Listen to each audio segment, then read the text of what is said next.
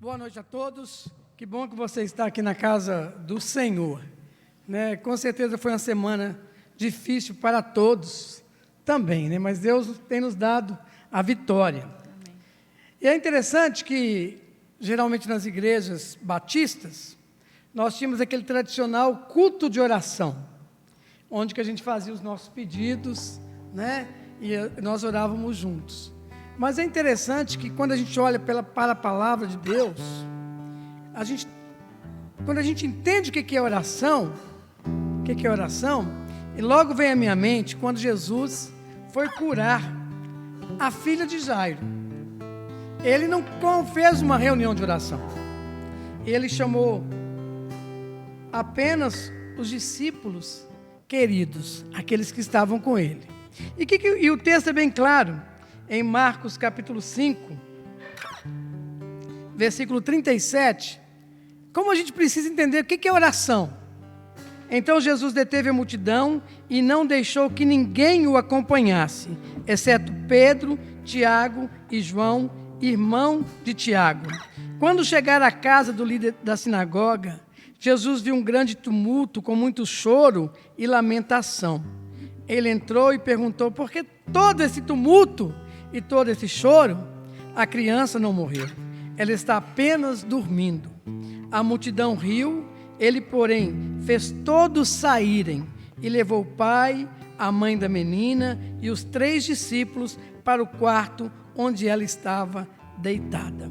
É interessante, o que nós aprendemos aqui com relação à oração?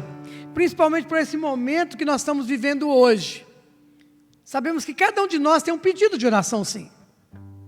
Mas tem coisas que nós não podemos, pela situação, pela batalha espiritual que nós estamos vivendo hoje, tem muitas coisas que nós não podemos verbalizar. Nós não podemos falar. É só nós e Deus. E também as pessoas mais íntimas que vão acreditar na nossa vitória. E a gente precisa aprender a orar assim. Então nós vamos ter esse momento de oração. Você vai falar para o Senhor, é você e Deus, né? O que você está querendo, o seu sonho, nem isso nós podemos verbalizar mais, né? Só tem que ser entre nós e Deus. Nós e Deus. A luta, irmãos, ela é muito grande. Fale para Deus, na sua oração agora, o que está atingindo você, o que está deixando você tão triste. É você e Deus. Você e Deus. E se depois você quiser compartilhar com alguns irmãos da igreja que vão ajudar você em oração, que acreditam na sua vitória, aí sim você deve falar. Compartilhe com pessoas, com irmãos que vão ajudar você na sua caminhada. A gente precisa aprender a viver isso. E a palavra de Deus é muito clara que os últimos dias seriam dias difíceis. E nós estamos vivendo esses dias. Fale para o Senhor a sua dor, a sua tristeza. Por que não o seu sonho também? Seu sonho, você e Deus. Você e Deus. Deus, meu sonho é esse, a minha dor é essa, a minha angústia tem sido isso, a minha tristeza, ó Pai, tem sido tudo isso. E como nós precisamos aprender a orar, porque nós nem sabemos, a palavra de Deus é tão clara, que nós nem sabemos como orar. E a gente precisa até do Espírito Santo de Deus para interceder por nós. E o nosso grito hoje, Senhor, é de misericórdia. De misericórdia porque nós não entendemos o real propósito de Deus para as nossas vidas. Isso às vezes nos causa tristeza, angústia, até nos deprime também, Senhor. Ó Deus, como nós somos falhos diante do Senhor. Pai, nós estamos aqui com os nossos irmãos, colocando diante do Senhor os seus pedidos. Pai, sabemos que é só entre eles e o Senhor. Eles e o Senhor. Sabemos que nós entramos no nosso quarto em secreto. Em secreto também o Senhor fala conosco. E, Pai, nós queremos viver experiências assim. Entre nós e Deus. Nós queremos aumentar nossa intimidade com Deus. E, Pai, nós também queremos ter irmãos que vão compartilhar conosco a nossa vitória. Sabemos, ó Deus, que precisamos entender que muitas vezes é entre nós e Deus, nós entre pessoas que podemos confiar. E às vezes, ó Deus, temos que trazer a nossa carga para a igreja. Ó Deus, dá-nos discernimento para que possamos entender tudo isso. E ó Pai, retira de nosso meio, Jesus, tudo aquilo que tem impedido a nossa comunhão com o Senhor. Ó Deus, fala conosco nessa noite. Ó Deus, tenha misericórdia de nós. E é no nome de Jesus que nós oramos. Amém. Podemos cantar, Thalita?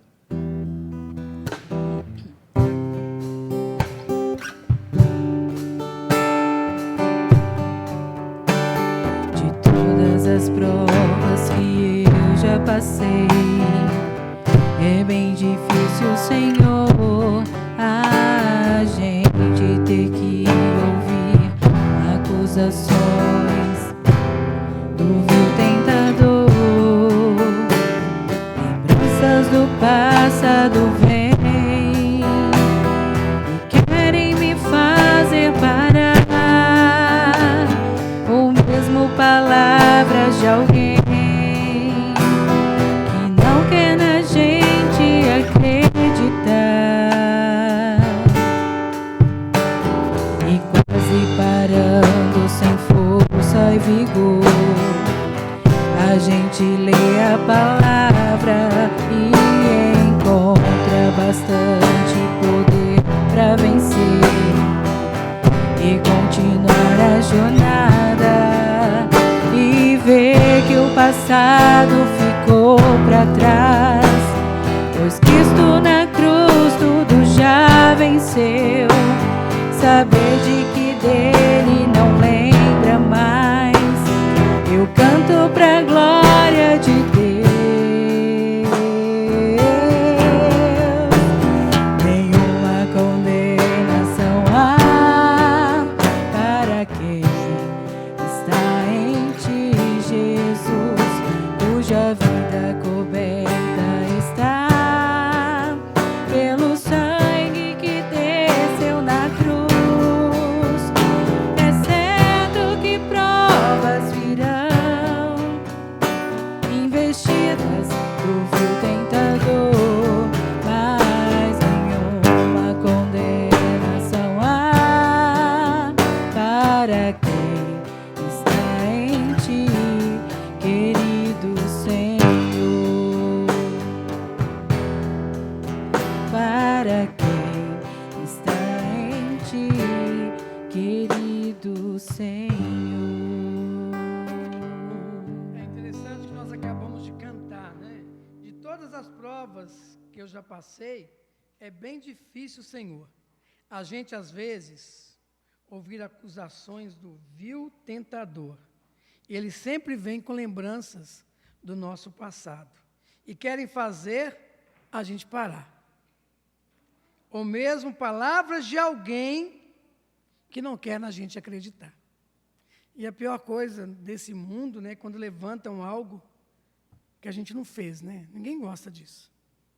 Né? E a gente vê que como o inimigo tenta tirar as nossas forças, né? E Paulo deixa bem claro em Efésios, né, que a gente precisa estar sempre orando em espírito. Todo o tempo, orando em espírito. E que a gente possa viver isso aqui e aprender também aqui na Betel aquilo que a palavra de Deus tem colocado para nós. Amém? Gostaria já de convidar o pastor Carlinhos, que a Thalita orasse pela vida do pastor. Thalita já está aqui. Que Deus abençoasse ricamente, né, a vida do pastor Carlos. E que, com certeza, a gente possa buscar ao Senhor todos os dias da nossa vida, né? Amém? Oremos. Senhor, meu Deus e meu Pai, muito obrigado, Jesus, por este momento que nós temos aqui na sua casa. Para aqueles que estão em casa também, nos assistindo pelas redes sociais, Deus, que o Senhor possa estar usando a vida do pastor Carlinhos neste momento, Deus, que ele seja instrumento do Senhor para as nossas vidas, Deus. Use a vida do seu servo e abra os nossos corações, abra a nossa mente também, Deus, para ouvirmos e entender a tua palavra, o teu querer, Deus. Em nome de Jesus, amém. Amém.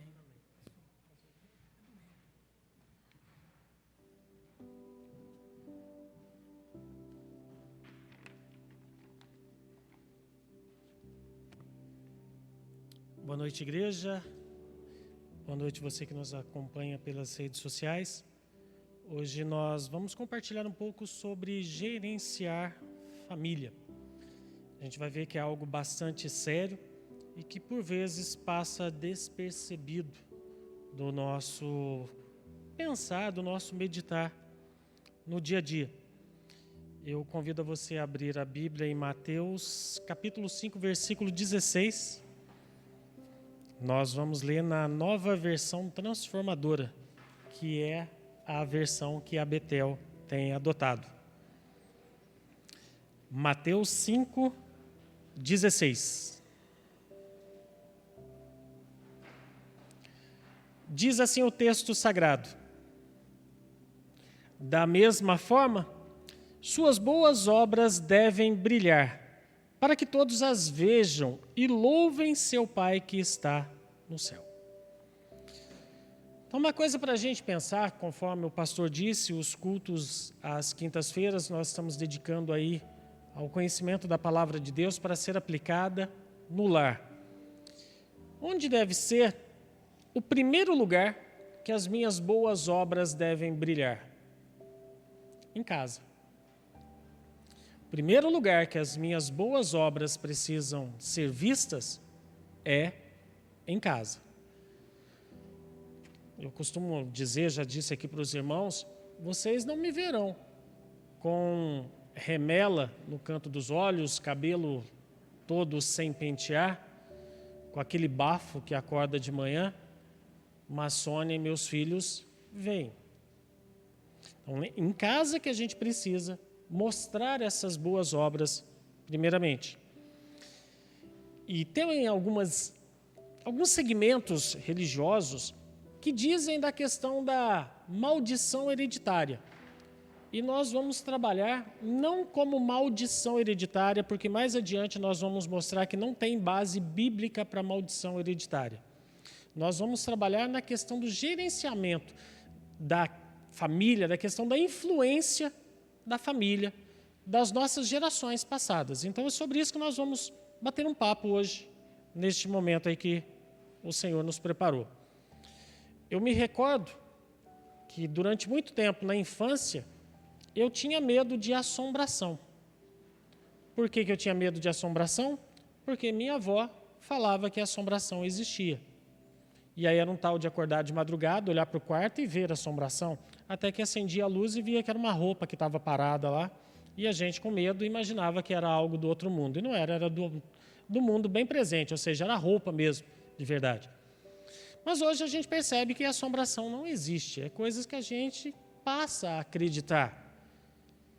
Eu acreditava em mula sem cabeça que soltava fogo pelas ventas. Ventas são nariz, é o nariz. Se ela não tem cabeça, como é que ela tinha nariz para soltar fogo? Mas a gente acreditava nisso. Para ver como que essas crendices, essas crenças nos acompanham. E isso em virtude do quê? Do que nos foi ensinado e a gente acaba muitas vezes passando para os nossos filhos, que com certeza irão passar para os filhos deles também, nossos netos. Diante dessa explanação breve, eu convido você a abrir a Bíblia em Gênesis, capítulo 12. Nós vamos ler 10 versículos, dos versículos 10 até o versículo 20. Então, Gênesis, capítulo 12, versículo 10 ao 20, também na nova versão transformadora. Peterson, beleza? Ótimo. Naquele tempo, uma fome terrível atingiu a terra de Canaã, e Abrão foi obrigado a descer ao Egito, onde viveu como estrangeiro. Aproximando-se da fronteira do Egito, Abrão disse a Sarai, sua mulher: "Você é muito bonita. Quando os egípcios a virem, dirão: é mulher dele. Vamos matá-lo para ficarmos com ela. Diga, portanto, que é minha irmã. Eles pouparão minha vida e, por sua causa, me tratarão bem." De fato, chegando Abrão ao Egito, todos notaram a grande beleza de sua mulher. Quando os oficiais do palácio a viram, falaram maravilhas dela ao faraó e levaram-a para o palácio. Por causa de Sarai, o faraó deu muitos presentes a Abrão: ovelhas, bois, jumentos e jumentas, servos e servas e camelos. Mas, por causa de Sarai, mulher de Abrão, o Senhor enviou pragas terríveis sobre o faraó e sobre os membros de sua casa. Por isso, o faraó mandou chamar Abrão e disse: o que você fez comigo? Por que não me disse que ela era sua mulher?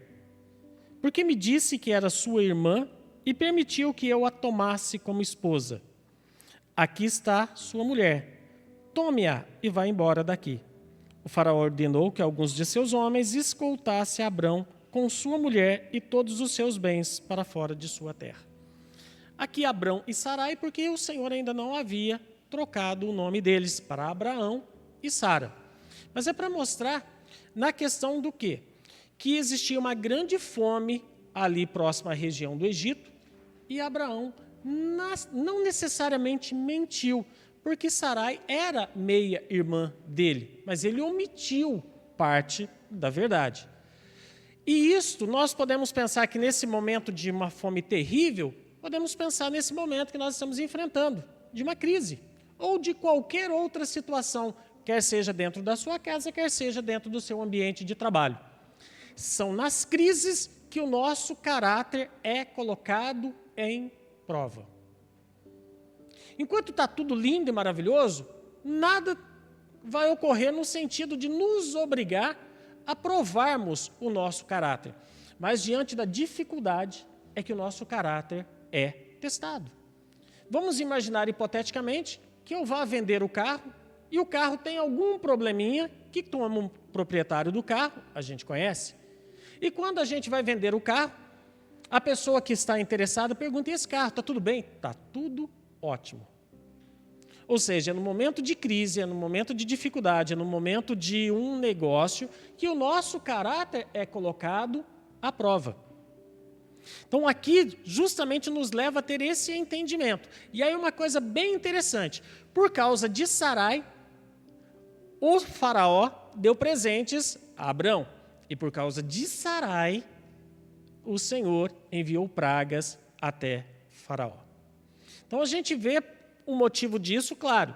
Existia ali a necessidade da descendência entre, já mudando o nome, Abraão e Sara, descender dela. Então, por isso que o Senhor se preocupou nesse sentido de que o faraó não tivesse relações sexuais com Sarai.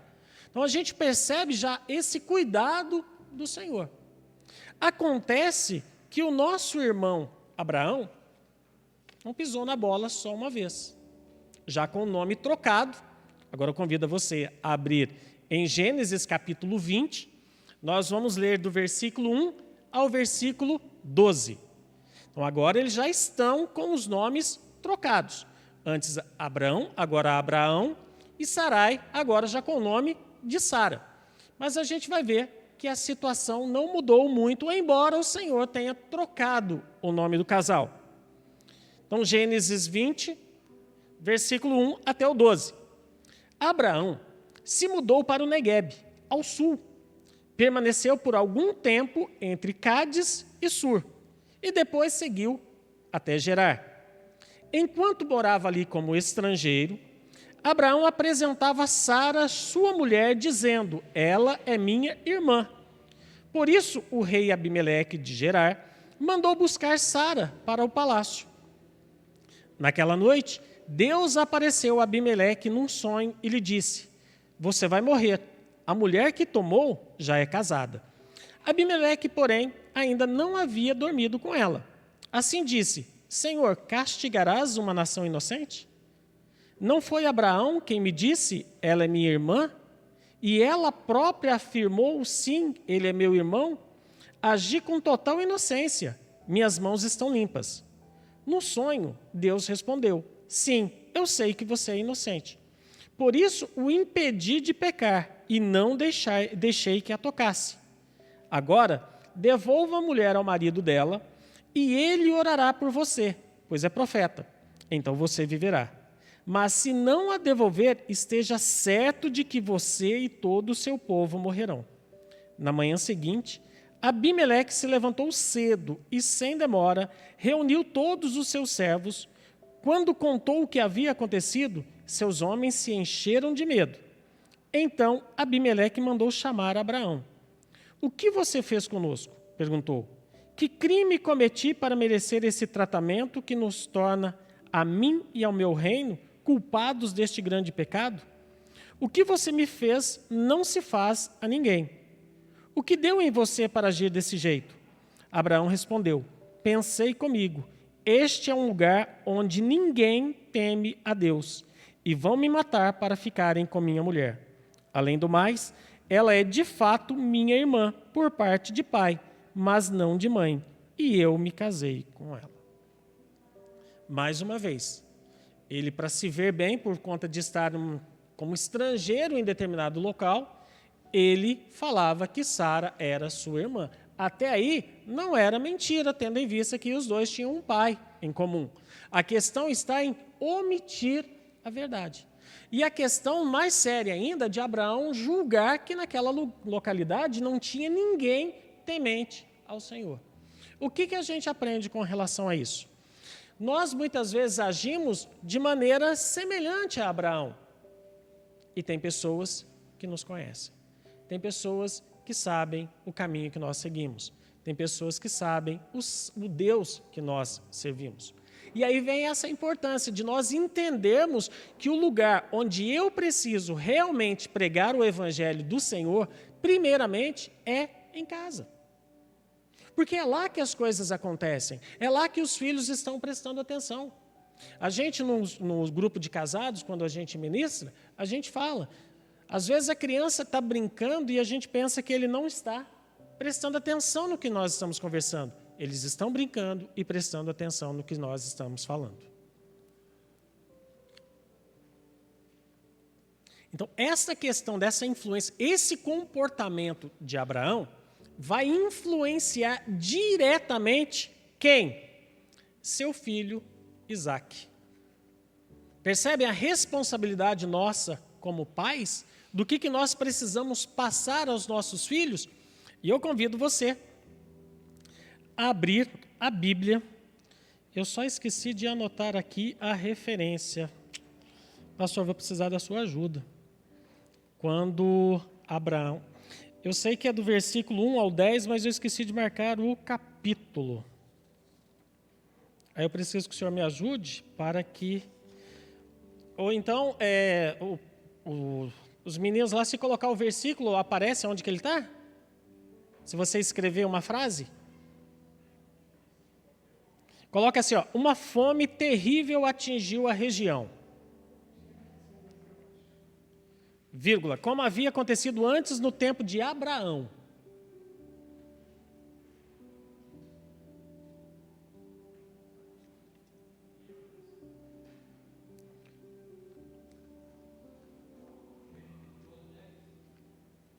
Vamos conferir, irmão.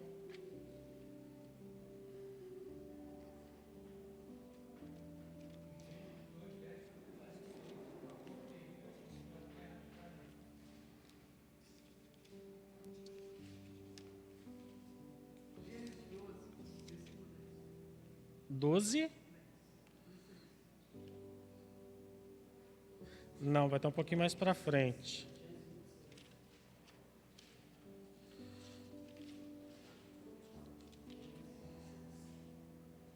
Isso. Então, vamos lá, Peterson. É Gênesis, capítulo 26, do 1 ao 10. Eu só esqueci de colocar aqui a referência do capítulo. Uma fome terrível atingiu a região, como havia acontecido antes no tempo de Abraão. Por isso, Isaque se mudou para Gerar, onde vivia Abimeleque, rei dos filisteus. O Senhor apareceu a Isaque e disse, não desça ao Egito. Faça o que eu te mandar. Habite aqui como estrangeiro, e eu estarei com você e o abençoarei. Com isso, confirmo que darei todas estas terras a você e a seus descendentes, conforme prometi solenemente a Abraão, seu pai. Farei que seus descendentes sejam tão numerosos quanto as estrelas do céu, e darei a eles todas estas terras. Por meio da sua descendência, todas as nações da terra serão abençoadas. Farei isto porque Abraão me deu ouvidos e obedeceu ao que lhe ordenei, meus mandamentos, decretos e instruções. Portanto, Isaque ficou em Gerar. Quando os homens que viviam na região perguntaram a Isaque sobre Rebeca, sua mulher, ele disse, é minha irmã. Teve medo de dizer, é minha mulher, pois pensou, ela é tão bonita que os homens vão me matar por causa dela. Algum tempo depois, porém, Abimeleque, rei dos filisteus, olhou pela janela e viu Isaque acariciar Rebeca. No mesmo instante, Abimeleque mandou chamar a Isaque e exclamou, é evidente que ela é sua mulher. Por que você disse que era sua irmã? Porque tive medo que alguém me matasse por causa dela, respondeu Isaque. Como você pode fazer uma coisa dessas conosco? Exclamou Abimeleque. Um dos meus homens poderia ter tomado sua mulher e dormido com ela, e por sua causa seríamos culpados de grande pecado. Nós vemos então que a atitude negativa de Abraão influenciou a conduta de Isaque. Por isso, a responsabilidade nossa como pais de prestarmos atenção que caminho nós estamos trilhando e mostrando para os nossos filhos. E isto interfere, sim, na vida deles. Se nós não nos atentarmos a isto, nós estaremos mostrando justamente o que a Bíblia está relatando com relação a Isaque, porque teve esses ensinamentos maléficos por parte do pai. E aqui Isaque não tinha razão nenhuma para falar que Rebeca era sua irmã, até mesmo porque não era. Eles tinham um grau de parentesco como primos. Eles não eram irmãos, mas ele falou que era irmão. E aí, a história não termina. Claro. O que acontece? Jacó, agora, ele engana Esaú e depois o próprio pai, Isaque, com a ajuda da própria mãe. Ô turminha, hein? O que aconteceu? Que está lá em Gênesis também, eu não marquei o capítulo, amados, mas os irmãos me ajudam aí a história quando ele engana o pai lá, se passando por Esaú.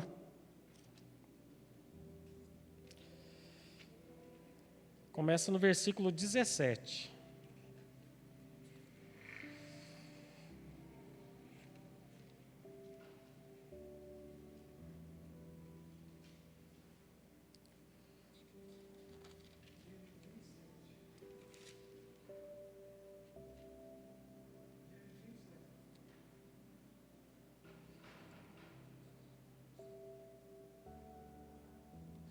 Gênesis capítulo 27, nós vamos ler do versículo 17 em diante.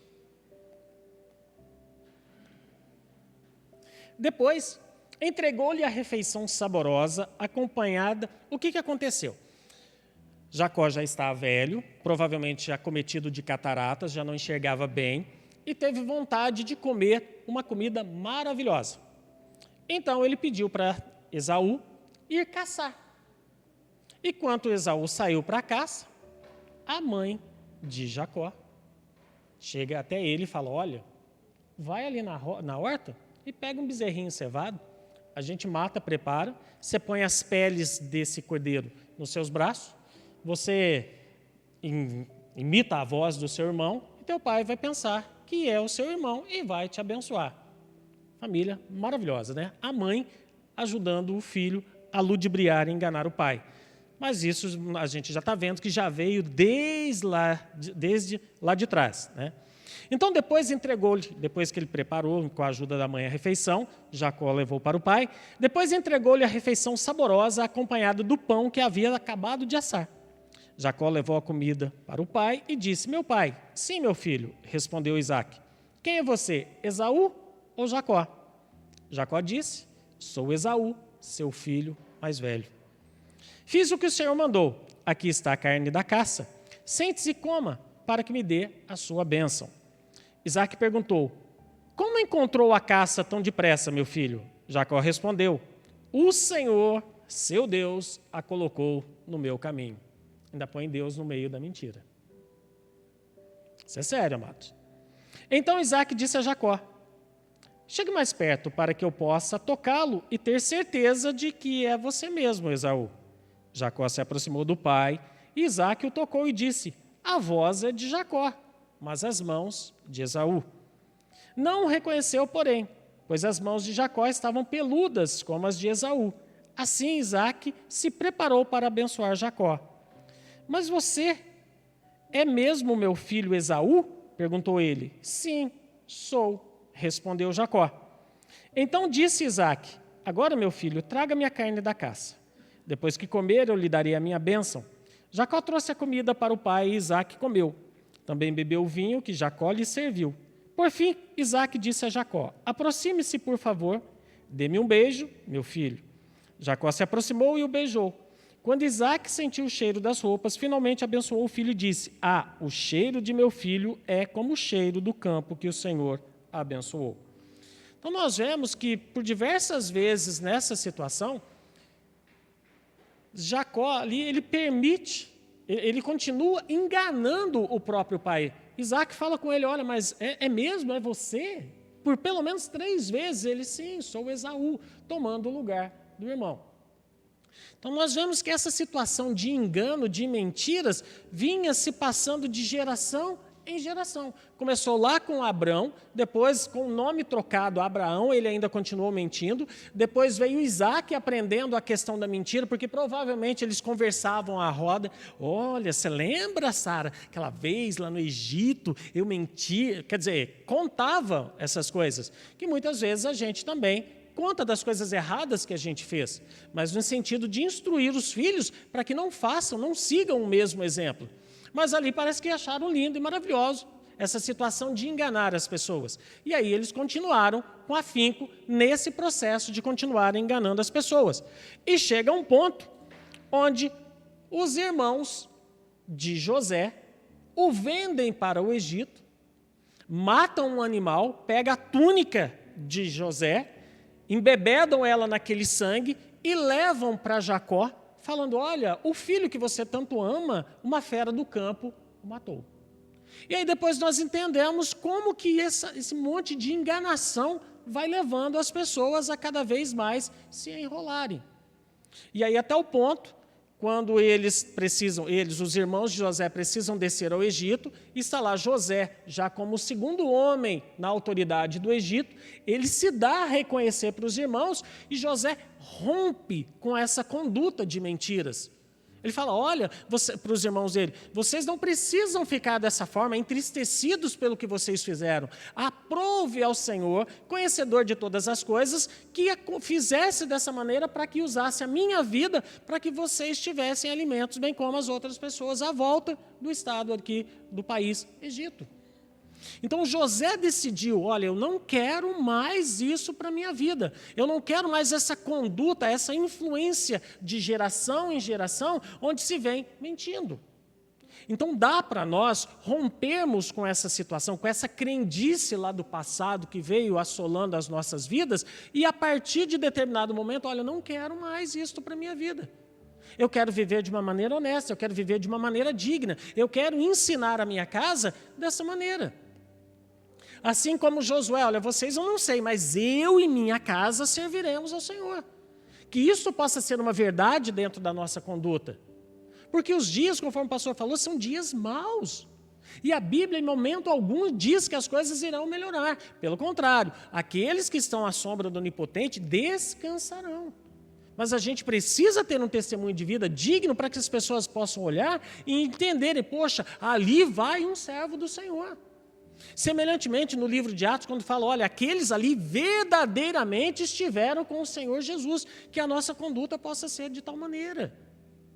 Não nos envergonharmos daquilo que nós acreditamos. A semana passada, hoje está fazendo uma semana, um colega se aposentou na prefeitura, com mais de 35 anos. E no discurso dele de agradecimento e de despedida, ele fez questão de enfatizar a crença dele. Durante esses mais de 35 anos aqui na prefeitura, o Senhor me guardou, o Senhor me abençoou, o Senhor me protegeu, o Senhor me deu livramento, o Senhor me deu destreza nas decisões que eu precisava tomar. Então nós precisamos entender isso e fazermos a diferença. Porque de que adianta, naquele grandioso dia, estivermos diante do Senhor, mas Senhor, em Teu nome expulsamos demônios, em Teu nome curamos enfermos, e Ele falar, aparta-te de mim porque não vos conheço.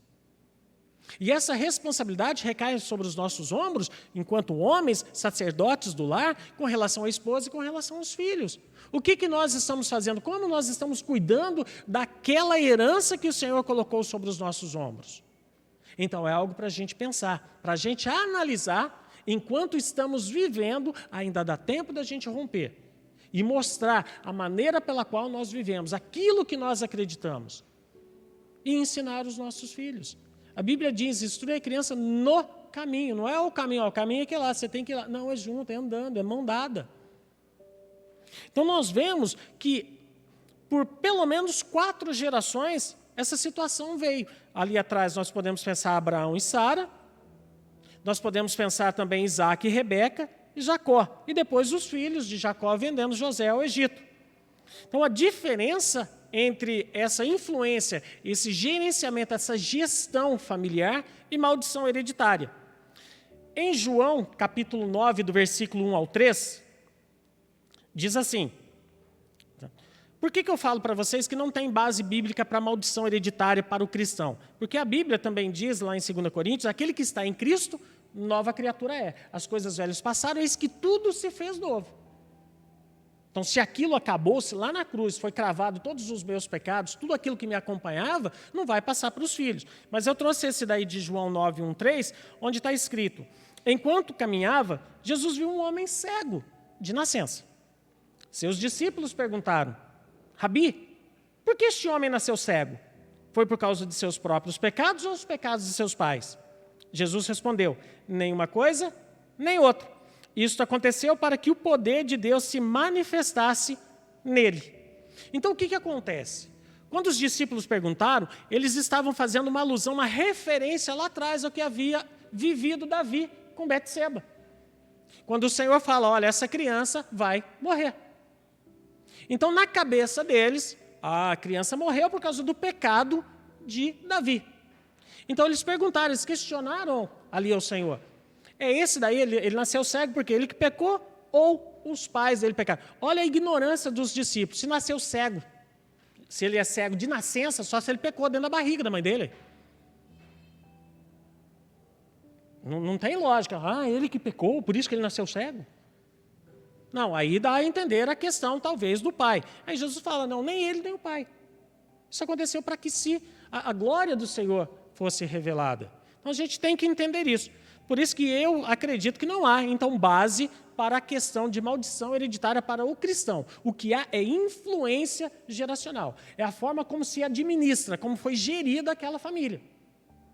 Se a gente cresceu em um lar onde os pais bebiam, e quantas vezes, eu vou falar por experiência própria, nunca gostei do álcool, então não foi depois que eu aceitei o Senhor que eu não parei de beber, eu nunca gostei. Mas via muitas vezes os pais oferecendo cerveja para os filhos. Tadinho, vai ficar com vontade. Deixa eu dar uma bicadinha. Quer dizer, já incitando, já ensinando desde pequeno. Aí depois a criança aprende e gosta e começa a beber, aí os pais querem chamar a atenção. Quantas vezes também vi o pessoal jogando cartas. E jogo de cartas é um jogo mais, desculpe o termo, ladrão que tem. Porque aquele que é mais esperto passa a perna nos outros. Quer dizer, já está ensinando a passar a perna. Então é isso que influencia na nossa conduta. Por isso que os estudiosos dizem que o caráter de uma criança é formado até os 7 anos de idade. Depois disso, ainda com muito trabalho, dá-se para recuperar. Então é a importância de entender como que nós estamos agindo e ensinando os nossos filhos. Ou ainda, os nossos vizinhos. Como que nós somos? Nós somos bons vizinhos? As pessoas gostam de nós? Ou se a gente mudasse de lá, nossa, ainda bem, foi tarde. Percebe como que isso é sério e nos leva a refletir? Então, é isso que é importante. O lar é a maior escola de todas. Somos afetados por aquilo que aprendemos e ensinamos. Sempre causamos impactos nas pessoas. Resta saber se é um impacto positivo ou negativo. Mas sempre nós vamos causar impacto nas pessoas. A importância é saber, é um impacto positivo ou é um impacto negativo? E aí, José, então, ele resolveu mudar o seu comportamento. Lá em Gênesis 45, versículo 5, diz assim: agora, não fiquem aflitos, José falando com seus irmãos, não fiquem aflitos ou furiosos uns com os outros, por terem me vendido para cá. Foi Deus quem me enviou adiante de vocês para lhes preservar a vida. Olha o entendimento de José com relação a toda aquela situação que eles estavam enfrentando. Então é no momento de crise que o nosso caráter é colocado à prova.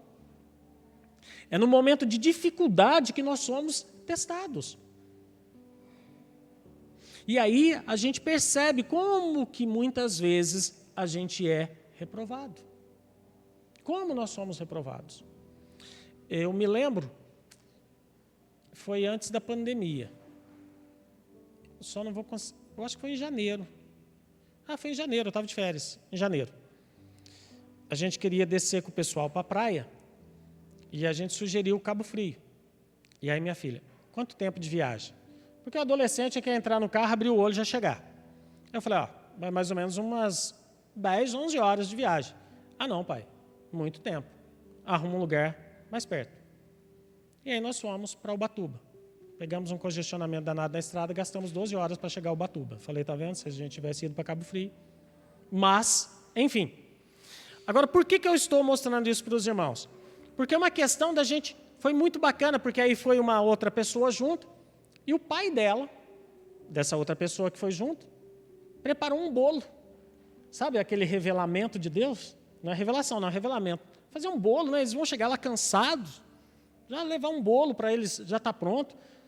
Até molho, ele levou, né? Ele já chega lá, já faz um macarrão, o molho já está congelado, fica só descongelar, já... Sabe aquele pensamento de pai? E foi o que salvou a viagem, porque na serra ia parar onde? Para comer bolo. Nós tínhamos, irmão, dentro do carro, bolo para comer. Então, é isso que a gente precisa entender como... E aí, claro, foi uma viagem tranquila, cansou? Claro que cansou. Porque a serra ali você andava, parava, às vezes parava para depois andar, aquelas coisas todas. Então, por que eu estou falando isso para os irmãos? Porque a gente tem que aprender como se portar numa situação dessa. Ia adiantar ficar nervoso, xingar, brigar? Não ia. Então, essas situações vêm justamente para a gente compreender como que faz. E foi uma das melhores viagens que a gente fez, porque ali a gente cantou, a gente brincou, a gente riu. Sabe? Passamos muito mais tempo junto, 11 horas, quase 12 horas, dentro de um espaço muito pequeno, que é um carro. Então, essas coisas acontecem para a gente compreender. E, provavelmente, Ana Clara, quando falar de alguma viagem que deu algum problema, ela se lembrará desta nossa viagem em janeiro até a praia. Então, nós temos que pensar, amados, porque as coisas estão passando por cima da cabeça. Esse ano já acabou. Acabou, ué. E saiu uma determinação do Ministério da Educação que as aulas remotas podem ir até dezembro do ano que vem. Como que vai ser isso? Eu não sei. Mas o que nós precisamos compreender é que, estando firmados em Cristo, tem até aquela musiquinha da palmeira, né? Pode o vento balançar para lá e para cá, eu não caio, porque sou palmeira de Jeová. Então, a gente precisa entender, os dias não estão propícios para grandes aventuras, porque a crise está aí. É nessa crise que o nosso caráter é testado. É nessa crise que nós devemos mostrar de que lado nós estamos. E isto vai afetar o quê? Os nossos filhos e os netos dos nossos filhos. Nós acreditamos na volta de Cristo. Isso pode se dar a qualquer momento. Mas enquanto isso não acontece, sede prudentes como as serpentes e simples como as pombas. A gente tem que ensinar, a gente tem que instruir e orientar. Porque um dia a gente vai embora. Ontem eu conversava com o Thales sobre isso. Nossa, pai, para com isso. Não é para com isso, é uma realidade. É uma realidade. A lei natural é o quê? Os filhos sepultando seus pais. Quando foge isso dessa regra natural, alguma coisa está errada. Mas nós precisamos prepará-los com relação a essa partida. E aí, voltando ao texto inicial do nosso estudo hoje, da nossa conversa, que está lá em Mateus, por gentileza, Jefferson, Mateus 5,16. Da mesma forma, Suas boas obras devem brilhar para que todos as vejam e louvem seu Pai que está no céu. Isso deve acontecer em casa. É na nossa casa o primeiro lugar. E é o lugar onde muitas vezes é mais difícil ser cristão. Porque as crises acontecem. As crises vêm. Então é ali que onde a gente precisa... É que eu misturei o nome dos meninos, é agora que eu estou pensando, né? Eu fiz o nome de um com o nome... Mas enfim, eles entenderam. E depois dos 30 anos de casa, de relacionamento, assim, eles perdoam também, né, Raquel? Sabe? Então, a gente tem que analisar essa questão. É em casa, amados, o primeiro lugar onde nós precisamos colocar em prática os ensinamentos. É lá. É lá. Aqui na igreja, a coisa mais fácil é ser cristão. Todo mundo está limpinho, bonitinho, cheirosinho, agora com distanciamento social ainda. Mas é em casa onde muitas vezes nós somos reprovados na prova. E aí, eu coloquei uma frase da seguinte maneira: a decisão é minha de modificar minha atitude e, consequentemente, da minha família. Então, José deixou bastante claro. Ele podia. Agora, vamos pensar. Cá entre nós. Se nós fôssemos José, o que a gente ia fazer com os... Tá certo que no começo ele ali pediu para que eles fossem presos, né? Criou todo aquele alvoroço, né? Aquele suspense, todos em cima dos irmãos. E depois ele se revelou. Então, a gente percebe que dá para a gente decidir agir de outra forma. Agir de maneira diferente do que o mundo instrui e ensina aí. Atualmente, o pessoal está numa discussão ferrenha no Facebook sobre esse negócio do avatar. E pode fazer? Não pode fazer. E pode fazer? Não pode fazer. Tem os que pode, tem os que não pode. Tem os que ficam em cima do muro. Tanta coisa mais importante para ser feita. Tanta coisa mais importante para ser compartilhada. E o povo perde tanto tempo com tanta coisa. Se a gente for analisar a fundo as redes sociais, a gente não tem nada. Nem celular a gente tem. Porque somos monitorados e não prestamos atenção nisso. Então é algo para a gente analisar. E para concluir a nossa conversa, eu deixo a seguinte frase para os irmãos pensarem. A Bíblia nos ensina, mas não nos obriga a aprender. A Bíblia ensina. Está aqui, a gente leu, a gente aprendeu hoje sobre essa influência, esse comportamento, essa gestão, administração de famílias, administração de conflitos. A Bíblia ensinou que isso é passado através do contato, mas que em determinado momento dá para romper com isso.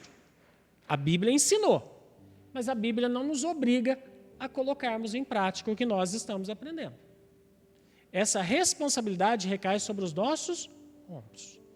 De entender, poxa, se é um livro milenar, com aproximadamente mais de 4.000 anos que teve o seu primeiro escrito, se demonstra que aqueles que efetivamente colocaram o Senhor para caminhar junto, diante das decisões, buscaram no Senhor respostas e obtiveram êxito, vamos continuar dando credibilidade à Bíblia. Vamos continuar entendendo que ela é a palavra de Deus, um Deus amoroso, infalível e que se preocupa com a gente. Senhor, mais uma vez, nós só temos a Te agradecer. Agradecer, Pai, pelo privilégio de compartilhar a palavra que é do Senhor, Pai. Os ensinamentos que foram registrados por intermédio daqueles que viveram juntamente do Senhor, aqueles que muitas vezes não praticaram de acordo com o Senhor tinha ensinado, mas a Tua palavra também, Senhor, não oculta nem mesmo estes erros, que poderiam ter sido esquecidos ou deixados de lado, para mostrar que Abraão, como o pai da fé, lá no livro de Hebreus, onde ele está na categoria dos heróis da fé, ainda assim, Senhor, os erros dele, a Tua palavra relata. Relata para nós que possamos entender que Abraão era um homem sujeito às mesmas paixões que nós, Senhor. Era um homem semelhantemente a nós. E ele conseguiu, Senhor, agir de uma maneira correta, outras vezes nem tanto. E isso influenciou, Pai, as gerações posteriores a ele. Oramos, Deus, para que o Senhor tenha misericórdia da nossa vida, Pai. Que as nossas condutas possam influenciar positivamente as gerações posteriores, Senhor. Principalmente hoje, Pai, onde jovens de 20 anos estão perdendo referenciais, Pai. Homens, mulheres de referência na vida deles. E tudo tem se tornado tão banal, tão rápido, tão passageiro, tão inconsequente. Por isso, Senhor, a nossa oração neste momento é que, como pais, o Senhor possa nos fortalecer, nos direcionar, Deus, manter-nos atentos ao cuidado dos nossos filhos. Usa as nossas vidas, Senhor, como canal de bênção na vida de outras pessoas. Que possamos ser, conforme Paulo diz, cartas vivas do Teu Evangelho, Senhor. Que possamos falar com autenticidade aquilo que o Senhor tem nos ensinado e nos instruído. Não somente da boca para fora, Pai. Vês que a Tua palavra nos ensina, mas não nos obriga a agir como ela quer. Muito obrigado, Senhor. Oramos, Deus, pela vida do pastor Isaías, pela vida da Ivone, pelos familiares dela, Senhor, que possam ser confortados nesse momento tão difícil que eles enfrentaram esta semana. Só o Senhor, através do Teu Espírito Santo, é que pode consolá-los. E a nossa oração é nesse sentido. Em nome de Jesus. Amém, Senhor.